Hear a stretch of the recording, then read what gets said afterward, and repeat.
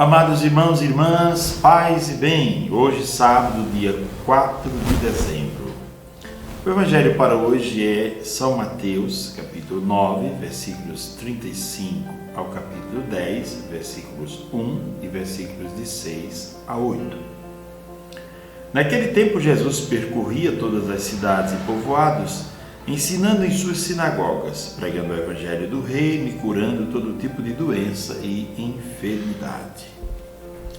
Vendo Jesus as multidões, compadeceu-se delas porque estavam como cansadas e abatidas como ovelhas que não têm pastor.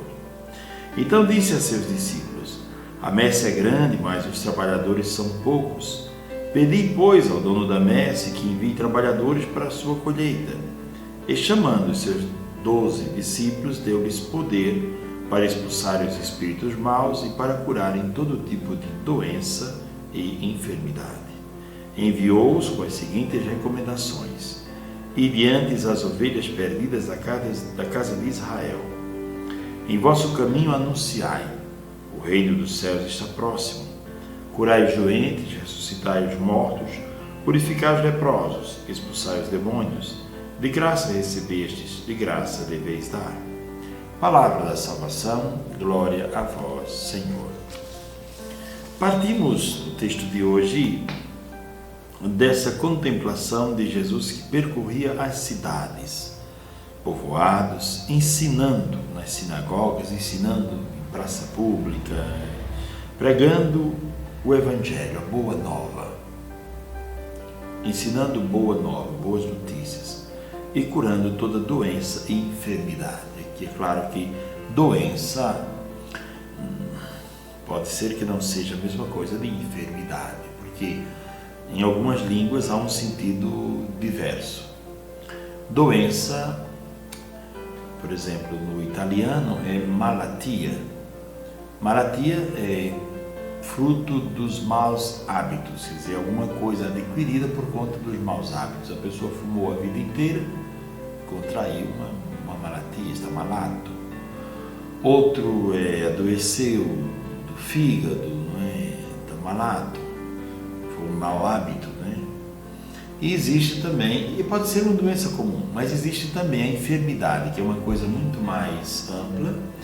Enfermidade contempla todas as áreas da vida em que a pessoa não está firme naquilo que deveria estar. Então, a enfermidade pode ser psíquica, enquanto a doença se refere ao corpo, a enfermidade se refere à psique, se refere ao lado afetivo, se refere ao aspecto espiritual. Então, a enfermidade significa a falta de firmeza em algum aspecto da vida. Na nossa língua, doença e enfermidade é praticamente a mesma coisa, mas há línguas em que essas coisas são um tanto distintas. E Jesus, vendo as multidões, se compadeceu porque estavam cansadas e abatidas, como ovelhas que não têm pastor.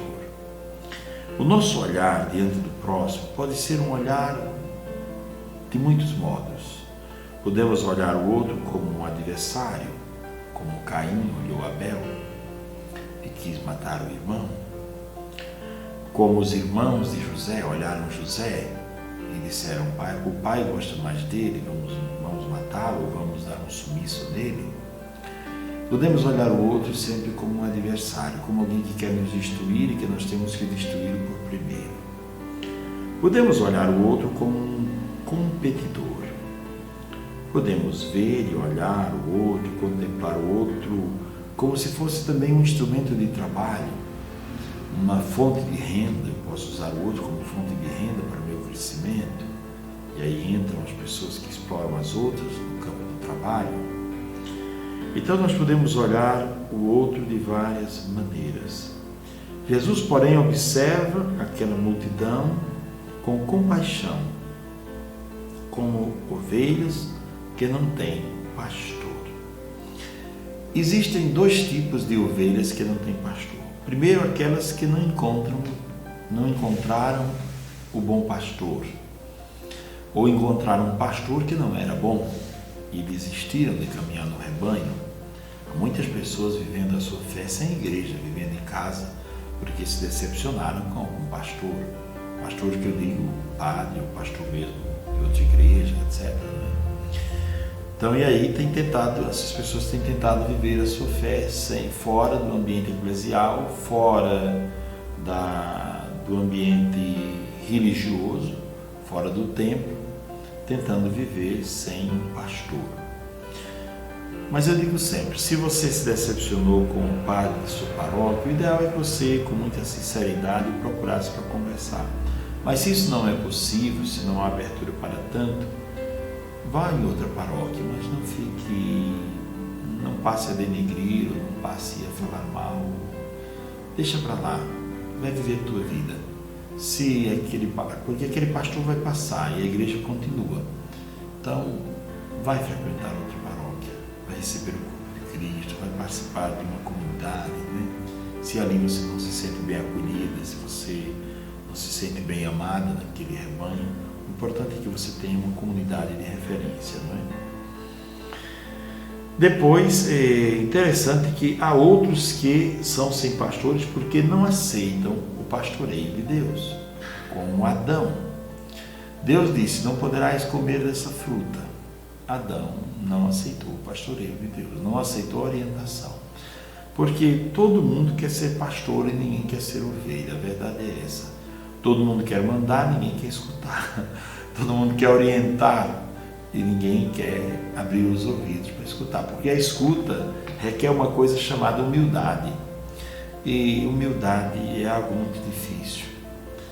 Então nós vemos na internet mesmo jovens com 18, 19 anos querendo ensinar mais do que aprender, né? E às vezes querendo ensinar coisas que não conseguiram sequer dominar o caminho, né? Então é preciso humildade para aceitar o pastoreio. E gostaria de concluir essa nossa meditação de hoje, não é? Mostrando que Jesus enviou os seus discípulos para anunciar o reino que está próximo e deu-lhes autoridade para fazer algumas coisas interessantes que o texto narra. Primeiro, curar os doentes. É papel da igreja cuidar, porque curar não é só restabelecer a saúde, né? Mas é cuidar também, né? Você às vezes tem uma exposição numa galeria de obra de arte, quem é o curador? Quer dizer, quem é que está curando por aquele lugar?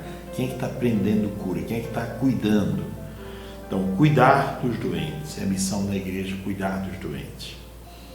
É a missão da igreja ressuscitar os mortos, não tirar do caixão, chamar do caixão, mas há muita gente morta no seu próprio pecado, morta na sua depressão, morta na sua ansiedade. Não é preciso tirar essa pessoa desse momento que ela está vivendo, não é?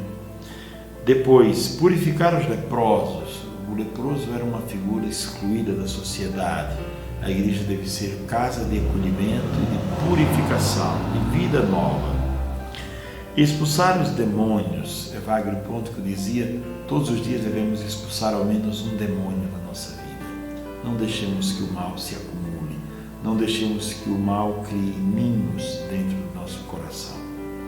Então o texto de hoje é muito belo, apresenta Jesus caminhando, percorrendo cidades e povoados de maneira incansável, como quem tem pressa que todos cheguem ao conhecimento do Evangelho e que todos encontrem no Evangelho a vida nova que buscam. Um Jesus que vê uma multidão cansada e abatida, não é um cansaço do trabalho, é um cansaço da vida, cansaço existencial e abatida, uma multidão abatida. Então Jesus que tem um olhar de compaixão, que olha com compaixão e que percebe que essa multidão não está sendo cuidada, está vivendo como ovelha sem pastor.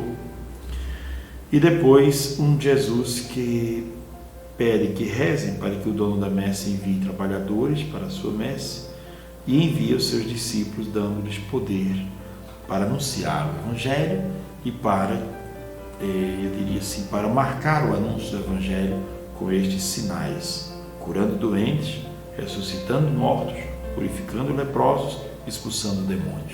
Você que está me ouvindo, que é cristão, que é católico, Durante a sua vida, você já fez alguma dessas coisas? Já anunciou o reino dos céus? Já curou algum doente? Já ressuscitou algum morto? Já purificou algum leproso?